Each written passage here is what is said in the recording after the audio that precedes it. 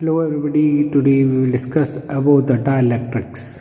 ये dielectrics होता क्या है? ये एक तरह के substance होते हैं which are not conduct electricity when potential is applied. यानी potential difference जब आप अप्लाई करेंगे तो वो मैग्नेटिक यानी कि उसमें फ्री इलेक्ट्रॉन्स नहीं होते जिससे मूव नहीं करते और उनसे करंट पास नहीं होता. Example like plastic, glass etcetera. ये ऐसे सनमाइका इज़ ऑल्सो एग्जाम्पल. ये बहुत इम्पॉर्टेंट है और इसका हम एप्लीकेशन यूज़ करते हैं.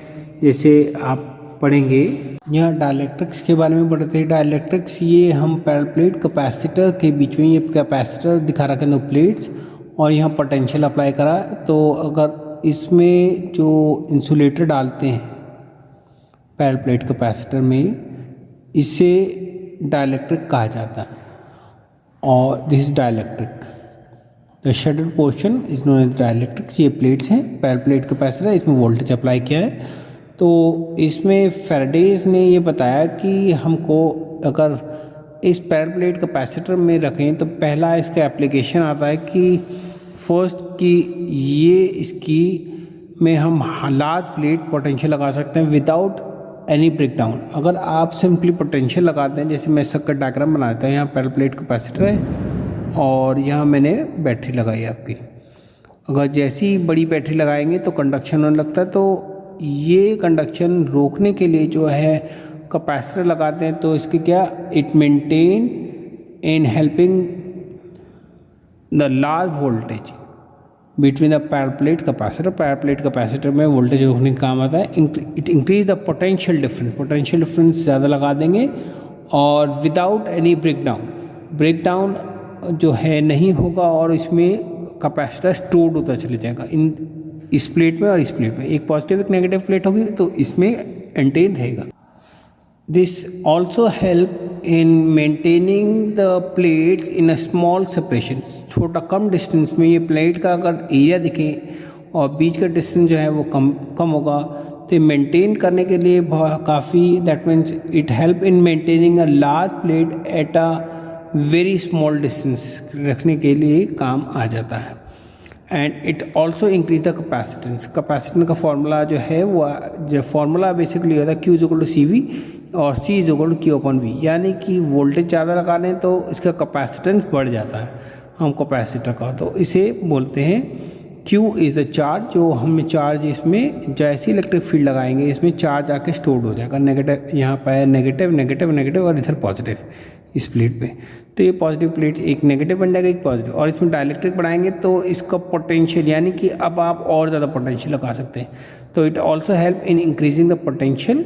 जो Q भी बढ़ गया और C भी आपको बढ़ जाएगा तो V बढ़ जाएगा. और थर्ड केस में कैपेसिटेंस बढ़ जाते हैं यानी वोल्टेज ज़्यादा लगाने लगते हैं और सेम आपका चार्ज बढ़ जाता है तो कैपेसिटेंस भी बढ़ जाता है. यहाँ आप देखेंगे जो डिफरेंसेस हैं,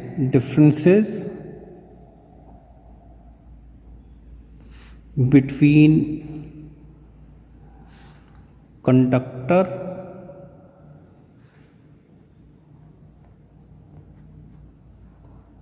एंड डाइलेक्ट्रिक्स.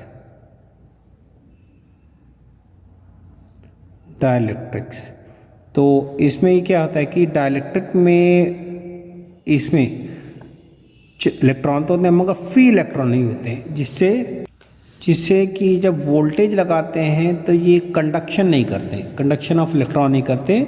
और कंडक्टर में ठीक उल्टा होता है. सपोज आपने ये कंडक्टर है मेरा और जैसे ही वोल्टेज लगाएंगे इससे करंट पास होने लगते हैं. That means electron are moving. तो इलेक्ट्रॉन मूव करने, फ्री इलेक्ट्रॉन होते हैं, मूव करने लगते हैं. अगर यहाँ पोटेंशियल लगाया आपने, कहीं बैटरी से पोटेंशियल लगाया तो ये मूव करने लग जाएगा.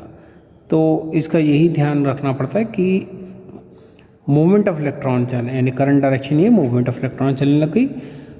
डाइलेक्ट्रिक है, it does not conduct electricity. ये इलेक्ट्रिसिटी कंडक्ट नहीं करता है डाइलेक्ट्रिक, और कंडक्टर जो है कंडक्ट करता है.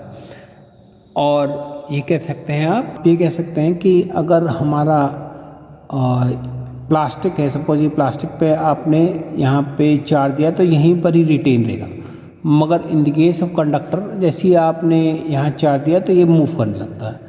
तो charge in a given dielectric में बी लोकलाइज्ड, ये लोकलाइज हो जाते हैं और एंड इट रिसाइड, अगर जैसे आप इसमें रखेंगे कि यार कंडक्टर में एक साइड से, इसमें क्या होता है लोकलाइज हो जाते हैं, यानी कि चार्ज जो है वो पूरा और जितना भी प्लास्टिक में इक्वली डिस्ट्रीब्यूटेड हो जाएगा। मगर कंडक्टर में ऐसा होता है कि वो एक ही जगह जमा हो जाता है।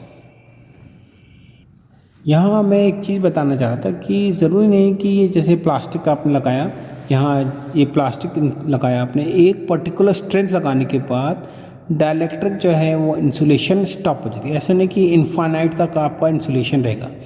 जहाँ जिस टेम्परेचर, जिस वोल्टेज पे जब इलेक्ट्रिक फील्ड लगाएंगे और ये मेंटेन नहीं कर पाएगा और करंट यहाँ से मूव करने लग जाए, यानी यहाँ से जैसे आपने लगाया, यहाँ से करंट लगाया जैसे 10 वोल्ट पे लगाया, 10 वोल्ट से आपने 10,000 तक कर दिया, इंक्रीज टू 10,000, तो ऑब्वियसली ये जो है यहाँ पर मेंटेन नहीं रहेगा और कंडक्शन हो जाएगा। जिस वोल्टेज पे ये कंडक्ट करने लगता है, इसे ब्रेक डाउन वोल्टेज बोलते हैं या ब्रेक डाउन स्ट्रेंथ बोलते हैं, breakdown strength of the dielectric. It's means the dielectric lose its insulation character,